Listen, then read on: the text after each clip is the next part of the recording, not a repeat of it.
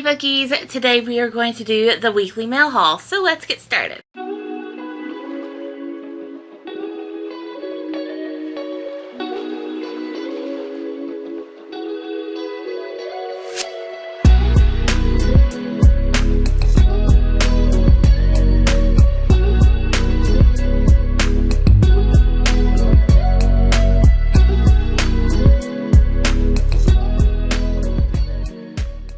We have quite a bit of mail. I received quite a bit over the last week, including 2 book boxes. We're just going to start with the book boxes. The first one I'm not going to be able to open. It is the Once Upon a Book Club Bridgerton box part 2. So this is the last 4 books of the series. Yeah, I'm not gonna be able to open it. One, because I'm not there yet. I'm still reading The Duke and I, which and I will talk about this one on my blog. I've decided to add to my pain this year to get through the Bridgerton books, so like one a book a month, which should get me to August. But then I wanted to do like the prequel and stuff like that, so I think there might be enough to get me through a whole year or close to a whole year. Anyways, so this is the last 4, but these are also published by HarperCollins. HarperCollins is still being a little shit. Yeah, so we're just, yeah. Anyways, but I'm gonna have to figure out how to, there's a doggy, how to talk about them in the blogs, because of all the shit. I think what I'm going to do is, as I go through the Duke and I, I'm going to show off the items and stuff, because I still want to support Once Upon a Book Club box. I absolutely love them. Hi, Daisy. I absolutely love them, and I want to support them. They did really good work on the boxes and stuff like that. My husband is up, that's why the animals are all like, woo! Yeah, I don't really want to show off the books, because I'm still trying to stick with the strikers. Anyways, so we're going to go on to the next box, which is, they put my address in the wonkiest places on this box. It is very late. I don't know why it's mirrored. Anyways, so we're going to open it. I'm going to put a little spoiler thing right here. If you are wanting to not watch that, I believe that this is, let me just look at this. Which month is this one again? December. It's the December 2022 box. So 3, 2, 1, head away if you don't want spoilers. Anyways, here is the card. The theme for this one is Come One, Come. Oh, look at that. That is gorgeous artwork. I'm going to set that right there. The first thing that I see in this box, ooh, it's a zippered book sleeve. Ooh, this looks nice. And it says on the side, every person has the power to change their fate if they are brave enough to fight for what they desire more than anything. And it's a quote from Caraval. We have a little Caraval themed. I love this. And I like that it's waterproof feel. I think it actually is waterproof. For those incidents whenever you drop your book into the ocean. I don't know. Waterproof everything. They went really heavy-handed with the theming. This one is night court theme or night circus themed, but because I absolutely hate that, we're just gonna pretend that it's another Caraval theme. And it says Le Cirque de Rivas. Actually, this might be let me look. Nope, it is the Night Circus. I was right. We're just going to pretend that it's not. Again, absolutely hated the Night Circus. It was awful in every way. And I'm so sorry if that disappoints people. But I could not stand that book. Could not at all. It just, the way it was written was not good. Funny thing is, like, I heard that either you absolutely loved the Night Circus or you hated it because it was that polarizing, but also that if you loved Caraval, that you hated the Night Circus, and if you loved the Night Circus, you hated Caraval, vice versa, because they came out around the same time. It's very weird. Anyways, look at this. This is really cute. These are little bookends with a little horse carousel thing. And let's see here. Okay, so it's just a general carousel themed. This is really cute. I'm going to use that for my bookshelves. Alright, we got the next set of mythology bookmarks. Let's see here. What do we got? These are the 7th and 8th bookmarks of our mythology collection that depict Aphrodite and Ares. Might be giving these to Ethan because they're more his style. They just kind of collect dust for me. But, like, he likes Greek mythology and stuff like that. Ooh, look at these. Alright, so what are these? The tarot cards feature Lay as the sun card. And Ren as the moon card. These characters are from Girls of Paper and Fire. Oh! Ooh. I've never seen what the characters look like. They're absolutely gorgeous. That's really pretty. That is really pretty. Alright, and then for the book, open this little thingy. Hi, honey. Are you trying to open with me? Okay, pull. Okay, bye. She was only interested in me for my book sleeve thing. Alright, so we got a little December bookmark card. I love them. We have the Fairy Scoop, which we will go through in a second. Here is the author letter and art print, and the book is Margie Fuston's Cruel Illusions. Win or die. Ooh, okay, there we go. I catch the light with here. Okay. Let's see here. Our featured book of the month is Cruel Illusions by Margie Fuston. It's a delicious standalone where a girl makes a deal with a magical secret society to enter a potentially deadly competition.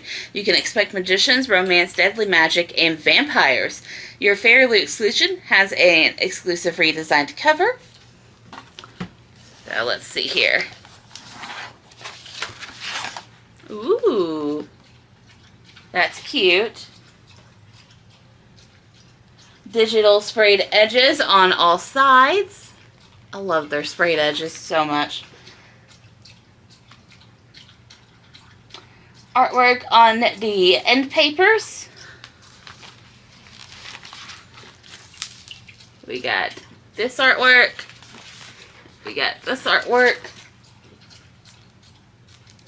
Foil on the hardcover, which we've already seen. And is signed by the author. It also comes with an author letter with a character print on the side as well. So, yeah. Let's see here. There's nothing on the inside jacket, which is fine. I don't even know what this book originally is supposed to look like, but this is absolutely gorgeous. Okay, there is the little signature, and she did like a little drawing as well. And yeah, it sounds pretty good. Let's see here, from what I had just read right here. Here is the full synopsis. Ever since a vampire murdered her mother, oh wow, vampires are out the gate.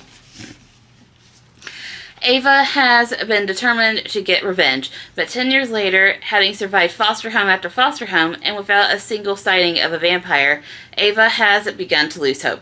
That is until she stumbles across a hidden magic show where she witnesses impossible illusions. The magicians may not be the bloodsuckers she's hunting, but Ava is convinced something supernatural is afoot. When she seeks backstage to catch them in action they can't explain, the magicians reveal they are part of an ancient secret society that possesses true magic, and that Ava has the same power in her blood they do. If she joins them as their apprentice, they promise to give her the power she needs to avenge her mother. But there's a catch. If Ava wants to keep the magic they author, she needs to prove she's worthy of it. And to do so, she must put on the performance of her life in a sinister and dangerous competition where illusion and reality blur. The only way out is to win or die. Caraval meets Buffy the Vampire Slayer. Yeah, it sounds really good. Can't wait to read it. And I just love, like, can we just talk about these? Like, love it. And then for the Fairy Scoop, we have the author interview, a little bit about Margie, the exciting releases that they had, which was Song of Silver, Flame Like Light, which I still gotta read, Mysteries of Thorn Manor, which I'm gonna read soon, Chain of Thorns, and Stolen Air. And then a little on the back about next month's scene, which is Hidden Worlds, and they accidentally included this month's artwork. It's supposed to be the different artwork. But yeah, overall, I'm impressed. I love these. I love when book boxes include bookends. I love bookends. Pretty useful items. I like the face towel. We're just going to pretend that it's Caraval themed, and I really like this. So yeah, 5 out of 5, I think. It was really good. Before we get into the absolute madness that is this huge stack of books, I got my imperfection order. They have this dry erase little kind of planner style thing that you can use. So you have like a year at a glance, which I don't think I would use, but I like the rest of the list. Like this calls for a list right here. The monthly tracking. We have like little productivity things on here. And overall, I just really like it. Then I can just, if I'm stuck or something like that, I can use this to kind of help get myself out. And then it's not permanent. If I fail, I can just erase it. Time blocking. More of these little like daily sheets. Notes from a meeting, little to-do things. I really like this one. It's called Rolled for Initiative. So like you said, like, if you have like a list of like 6, you, like 6 things to choose from, you put them on here and then you roll a die and then whatever is landed, that's the task that you do.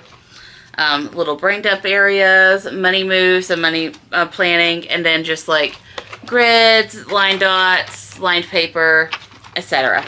And then they included, here's the most frustrating thing about this. They included a Sharpie, okay?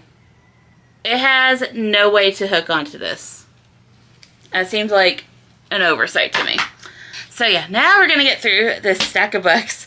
A lot of them that I'm going to have to read before the end of the month. Like Retro by Sofia LaPuente and Jarrod Shusterman. I have the e-arc of this on my computer, and I've been itching to read it. This one says, after a cyberbullying incident at her school goes viral, Luna finds herself at the heart of a brewing controversy when the social media company Limbo, who is also implicated in the scandal, sweeps in with an offer that sounds like an opportunity to turn over a new leaf and receive a scholarship to the college of her dreams. Luna's happy to jump at the chance. It's called the Retro Challenge, where contestants live without modern technology, wear vintage clothes, party as if the future wasn't already written, and fall in love as if they were living in a movie. At first, the challenge seems fun, but then things turn dangerous. Kids start disappearing, including Luna's friends. There are voices in the woods, blood red markings on the trees, and Luna increasingly begins to wonder if these strange happenings are connected with the Retro Challenge. I can't wait to read it. I am on tour for that, and I'm also on tour for this book. It is called Out of Character by Gina Miller, and this one is Dumpling Meets Geekarella.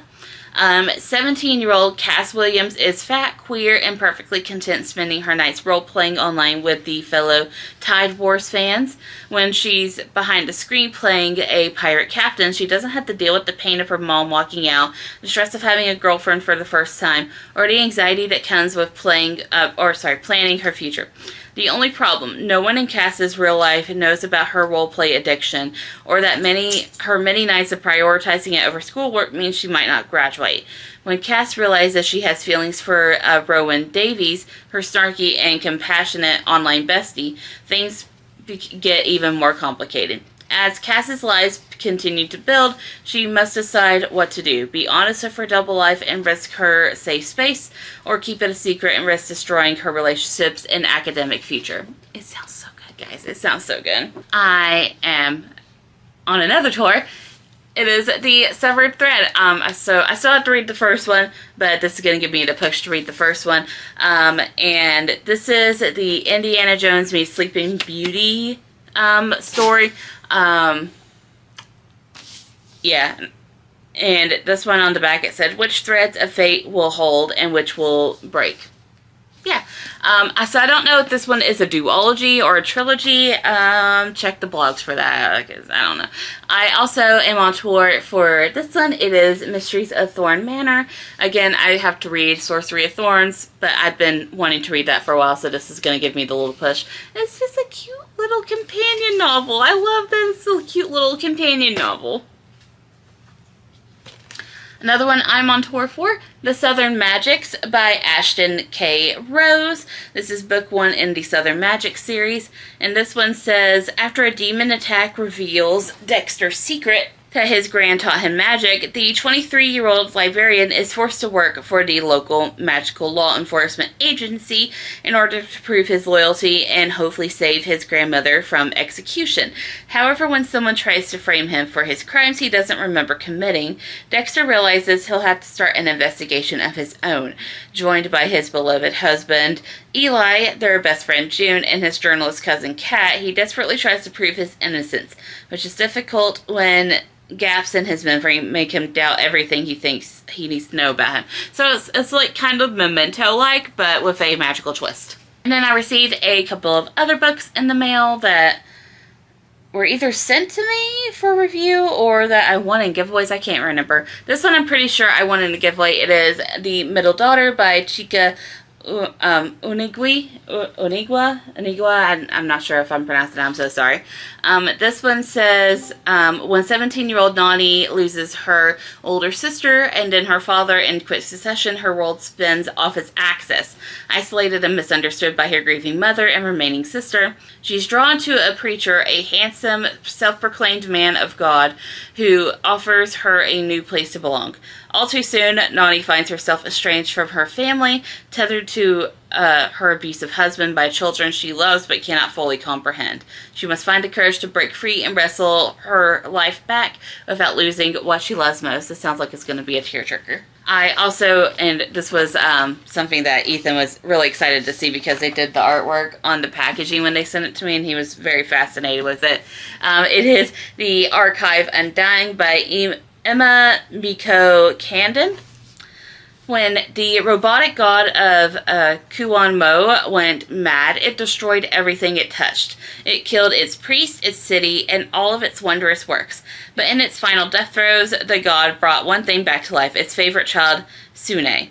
For the 17 years since, Sune has walked the land like a ghost, unable to die, unable to age, and unable to forget the horrors he's seen. He's run as far as he could from the wreckage of his fate, drowning himself in drink, drugs, and men.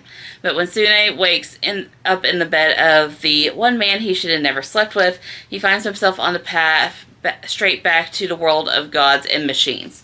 It sounds like a really cool mix of like sci-fi and maybe religion. It's worth a shot. I was sent this book by Little Brown. It is The Next New Syrian Girl by Ream Shukairy. This one is Furia meets I Am Not Your Perfect Mexican Daughter, which means that it's going to make you cry. Khadija is a Syrian American boxer, so we're getting a little bit of the knockout as well. Fed up with the expectations of being the perfect Syrian daughter, saddled with a monstrous ego and a mother detestant, she will stop at nothing to leave Detroit and travel the world with her best friend. Lynn is a Syrian refugee Enraptured by the lavish lifestyles of the Syrian girls in Detroit, America is her fresh start if only her haunting past will let her move on. When the worlds collide, the result is catastrophic. To Khadijah, Lynn embodies the tame, dutiful Syrian ideal she's long rebelled against. And to Lynn, Khadijah is the strong-willed, closed-off American who makes Lynn doubt her place in the world. But as soon as Khadijah digs up Lynn's past, a startling discovery brings the two of them closer together. As the girls secretly race to unravel the truth, their blooming friendship challenges what each knows about each other, about the other and herself. And I am tongue-tied today. And what they find takes them all the way across the world, back to the place of Khadijah's memories and Lynn's nightmares. It sounds really good. It sounds like it has like a touch of mystery in it as well, but I'm pretty sure I'm going to cry. Algonquin sent me this book, and I'm pretty sure I'm due to read it in March, but it might be February. I'm not entirely sure. There's a dog. Hi, Daisy. Anyways, it is Endpapers by Jennifer Savren Kelly. It's 2003. Oh God, 20 years ago. This is a historical fiction book at this point. And artist Dawn Levitt is stuck, a bookbinder who works at the Metropolitan Museum of Art. She spends all day repairing old books, but she hasn't created anything of her own in years. What's more, although she doesn't have a word for it yet, Dawn is genderqueer, and with a partner who wishes she were a man, and in a world that wants her to be a woman, she's struggling to find a way to feel safe expressing herself. She spends her free time scouting at the city street art, hoping to find the inspiration that will break through her inertia. And that the time is of the essence because she's making her major gallery debut in 6 weeks and doesn't have anything to show for it yet. But one day at work, Dawn finds something hidden in the Endpapers of an old book, the torn-off cover of a lesbian pulp novel from the 1950s, with an illustration of a cross-dressing woman in the front and a love letter written on the back. Dawn becomes obsessed with tracking down the author, and her fixation only increases when her best friend Jay is is injured in a hate crime for which she feels responsible. As Dawn searches for the letter's author, she tries to understand how to live in a world that doesn't seem to have a place for her, and she can't shake the feeling that the note's author might be able to help guide her to the answer. This sounds like it's going to make you cry as well. And then the very last thing from Scholastic Press is This Time It's Real by Anne Liang. When 17-year-old Eliza Lynn's essay about meeting the love of her life unexpectedly goes viral, her entire life changes overnight. Now she has the approval of her classmates at her new international school in Beijing, a career-launching internship opportunity at her favorite magazine, and a massive secret to get. Eliza made her essay up. She's never been in a relationship before, let alone in love. All good writing is lying, right? Desperate to find the truth, Eliza strikes a deal with the famous actor in her class, the charming but aloof Kaz Strong. She'll help him write his college applications if he poses as her boyfriend. Kaz is a dream boyfriend. So we're getting like a little bit of To All the Boys I Loved Before. He passes handwritten notes to her in class, makes her little sister laugh, and takes her out on motorcycle rides to the best snack stalls around the city. But when her relationship with Kaz starts feeling a little too convincing, all of Eliza's carefully laid plans are threatened. Can she still follow her dreams if it means breaking her own heart? Oh, this looks like it's going to be such a cute novel. And yeah, that is finally the end of this massive mail haul. It was a good mail haul week. But yeah, that is it. So thank y'all for watching, and I'll see y'all next week. Bye!